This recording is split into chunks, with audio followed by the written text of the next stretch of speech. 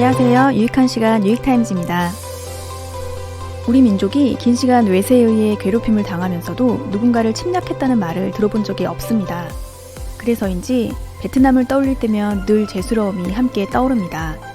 김대중 대통령님이 베트남을 방문한 당시 불행한 전쟁에 참여해 본의 아니게 베트남에게 고통을 준 데 대해 미안하게 생각한다고 말했고, 노무현 대통령님은 베트남이 과거 고난을 극복해왔다는 점에서 우리와 비슷하다. 우리 국민은 마음에 빚이 있으며 베트남의 성공을 바라고 있다 라고 했습니다.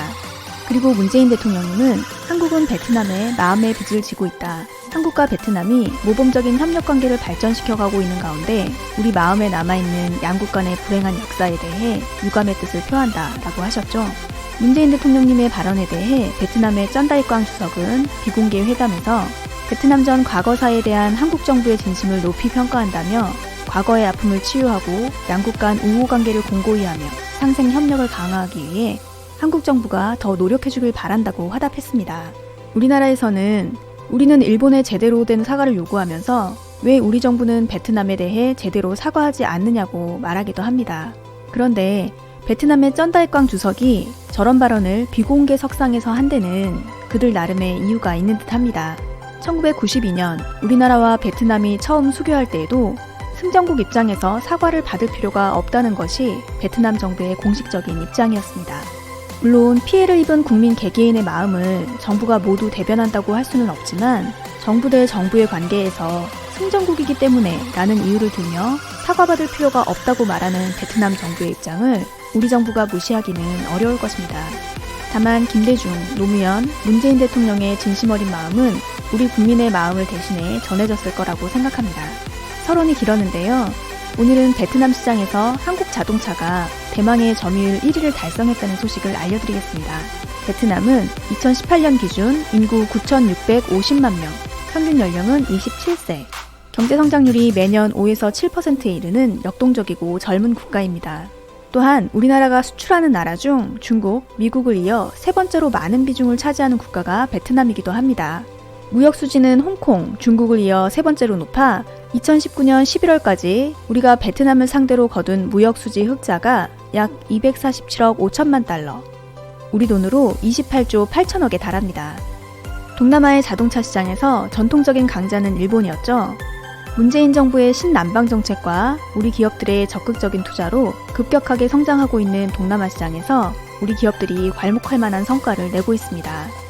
12일 베트남 자동차 협회 등에 따르면 현대차의 올해 11월까지의 누적 판매량은 7만 802대로 7만 633대를 판매한 도요타를 앞질렀습니다. 전년 동기 도요타가 6만 5,856대를 팔고 현대차가 6만 3,526대를 판 것을 역전시킨 것입니다. 2017년부터 베트남은 자동차 수입에 대한 관세력을 높이며 시장을 보호하려 했습니다. 아마도 베트남이 자체적으로 자동차를 생산할 수 있는 길을 모색했으리라 생각합니다. 이에 대해 일본 완성차 브랜드인 도요타와 혼다가 베트남 시장으로의 차 수출을 중지한다고 통보하며 베트남 정부의 결정에 강한 불만을 표시했습니다.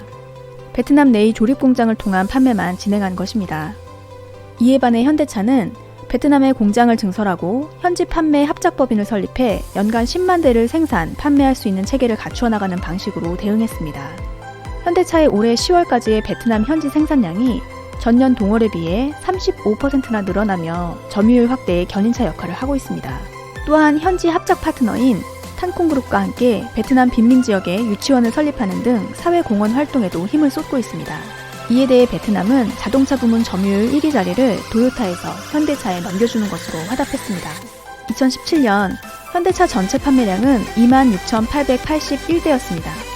2018년 11월까지의 누적 판매량이 5만 548대로 크게 증가했고 2019년 11월까지의 누적 판매량이 6만 1,694대로 드디어 도요타를 능가했습니다. 올해 3만 대 이상의 누적 판매량을 달성한 기아차까지 포함한다면 베트남에서 한국이 일본을 누르고 확실히 1위 자리를 굳히고 있습니다. 베트남의 요구에 맞춰 현지 합작법인을 세우고 생산 투자를 늘리고 판매 라인을 갖춘 2018년 후에 판매 실적이 크게 늘었다는 점이 시사하는 바가 크다고 생각합니다. 비단 베트남뿐만이 아닙니다. 현지 조립 공장으로 활용되며 수입 완성차를 샀던 것에서 탈피해서 자신들의 손으로 완성차를 만들어내고자 하는 욕구, 우리가 지난 세대에 이미 겪었던 일이니 누구보다 그 마음을 잘 알고 있습니다. 일본은 이에 대해 관세를 내리지 않으면 완성차를 수출하지 않겠다는 답을 내놓았고 우리는 베트남과 함께 손잡고 가는 길을 택했습니다. 저는 여기에 아세안 시장을 공략하는 답이 있다고 생각합니다. 현대차는 인도네시아, 베트남 등이 모두 중요한 시장이라며 일본 업체들이 장악하고 있지만 확실한 전략이 있으면 들어가 점유율 25%는 바로 할 수 있을 것으로 생각한다고 말했습니다. 베트남 자동차 시장에서 얻은 답을 들고 일본차 점유율이 85%인 인도네시아 시장으로 뛰어든 현대차가 그곳에서도 좋은 성과를 이뤄내길 바랍니다. 끝까지 들어주셔서 고맙습니다.